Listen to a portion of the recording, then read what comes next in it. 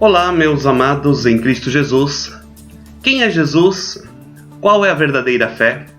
Assim foi concluída a mensagem do pastor Fernando Garski em sua reflexão na introdução do livro aos Colossenses. E nossa reflexão de hoje é em base ao texto de Colossenses, capítulo 1, versículos 15 ao 20.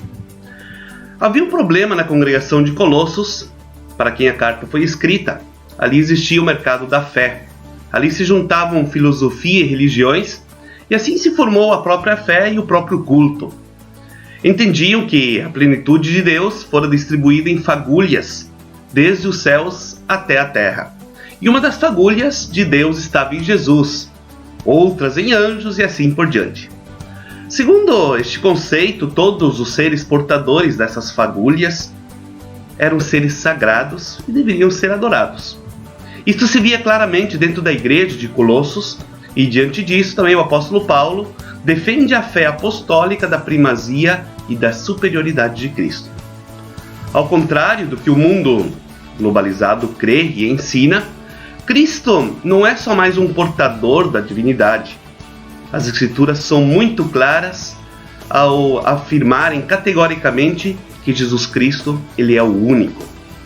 Queremos ver agora, em Colossenses capítulo 1, versículos 15 a 17, o que fala sobre Cristo. Diz assim: Ele é a imagem do Deus invisível, o primogênito de toda a criação, pois dele foram criadas todas as coisas nos céus e sobre a terra, as visíveis e as invisíveis, sejam tronos, sejam soberanias, quer principados, quer potestades. Tudo foi criado por meio dele e para ele. Ele é antes de todas as coisas, nele tudo subsiste. E aqui está claramente dito que Jesus Cristo é o verdadeiro Deus. Ele também é verdadeiro homem, pois se fez igual a nós para sofrer e morrer em nosso lugar, e assim devolver a paz entre nós, seres humanos, para com o nosso Pai, o Criador. Devolver aquela paz que o pecado destruiu. E falando em paz, como é importante estar em paz consigo mesmo, com o próximo e com a vida. Isto é fundamental para uma boa convivência. E quem não gosta de si, não pode amar o próximo.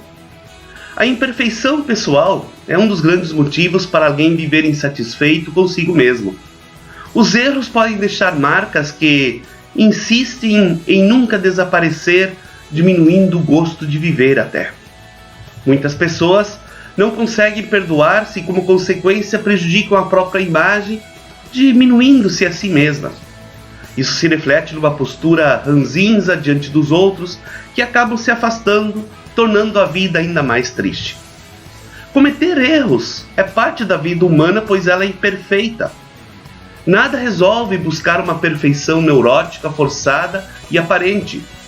Importante é aprender a lidar e a trabalhar com os pecados cometidos. E o apóstolo Paulo mostra como lidar com o sentimento de culpa e se livrar definitivamente dele, apagando suas marcas.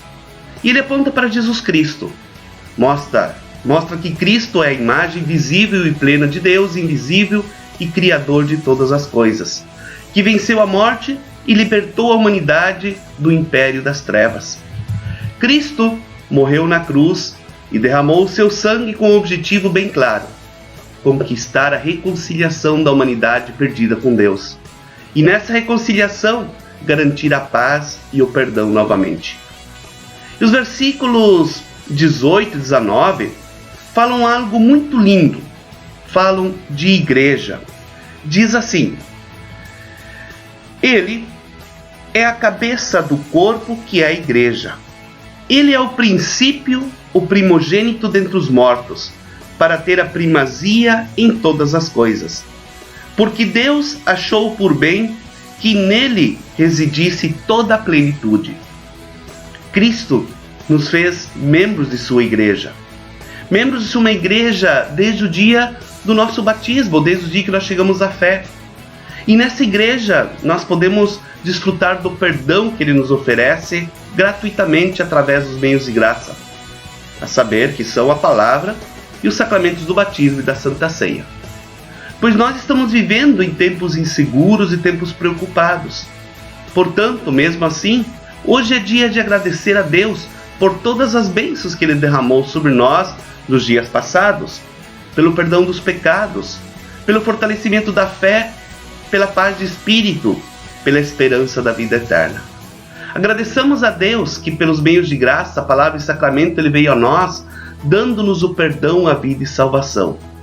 E para finalizar, quero ler o versículo 20, onde diz: e que havendo feito a paz, pelo sangue da sua cruz, por meio dele reconciliasse consigo mesmo todas as coisas, quer sobre a terra, quer nos céus. E hoje é dia de olharmos com esperança para o futuro, pois fomos em Cristo libertados do reino das trevas, no qual nascemos, e pela graça de Deus reconduzidos em amor para o seu reino de luz, para o reino de Cristo Jesus. Que bom que hoje podemos lembrar que Deus que nos libertou, Ele esteve conosco até hoje, e também nos enche de alegria e de esperança, pois com certeza Ele também nos acompanhará daqui para frente em todos os momentos de nossa vida, não importando qual vai ser a situação. Por isso, meu querido jovem, confie sempre em Cristo Jesus como seu único e suficiente Salvador. Sirva somente a Ele, fale dele ao mundo, pois Ele é o único que pode dar-nos a vida eterna para mim e para você.